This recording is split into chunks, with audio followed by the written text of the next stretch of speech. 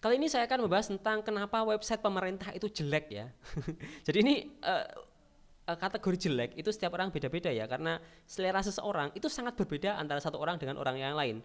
Tapi ada orang yang berpikir kalau website pemerintah itu jelek. Kenapa kok jelek? Menurut saya ya. Jadi setiap orang pasti beda-beda. Menurut saya dan gak semuanya website pemerintah jelek ya. Menurut saya ya kan. Ada website pemerintah yang benar-benar bagus, ada juga yang jelek. Biasanya yang jelek itu adalah website-website milik desa, misalkan desa ataupun apa gitu kan.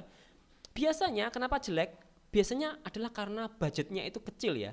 Biasanya budgetnya kecil, terus kemudian disuruh ke orang yang nggak terlalu bisa juga ya, karena budgetnya kecil, dia milih penyedia pembuatan website yang murah juga. Akhirnya apa? Akhirnya hasilnya juga kurang maksimal ya. Seperti itu. Yang pertama adalah karena budgetnya kecil ya. Kalau budgetnya kecil mau website bagus ya nggak bisa ya.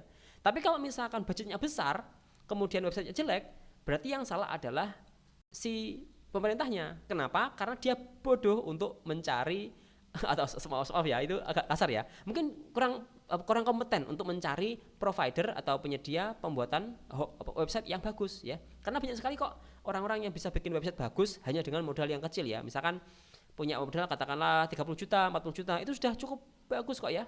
Bisa misalkan bisa bikin banyak aplikasi di dalamnya misalkan ya kan. Kalau misalkan pakai WordPress ya, dia bisa bikin banyak plugin custom untuk apa namanya? Untuk layanannya seperti itu ya. Untuk yang pemerintah ya, yang sederhana. Itu sudah sangat murah sekali.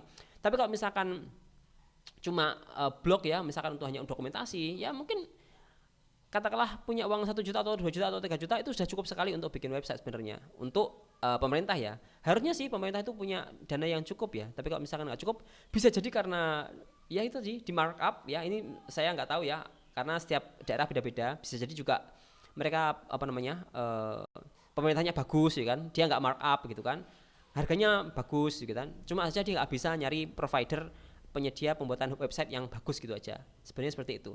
Dan kalau misalkan Anda adalah penyedia website yang cukup ahli dalam pembuatan website, Anda bisa menawarkan diri kok ke pemerintah ya. Anda bisa menawarkan diri Anda ke pemerintah seperti itu. Dan saya juga punya teman ya yang dia itu memang sering sekali dia apa namanya punya project ke pemerintah itu kan. Memang dia itu relasinya dengan pemerintah bagus ya. Jadi seperti itu ya. Kalau misalkan ada uh, apa namanya tukang website yang dia Anda misalkan Anda punya jasa pembuatan website yang Anda bagus, Anda bisa mencari relasi ke pemerintah-pemerintah dan Anda bisa bandingkan dengan relasi yang dimiliki pemerintah ya. Jadi seperti itu ya. Intinya adalah relasi ya kalau di pemerintahan itu.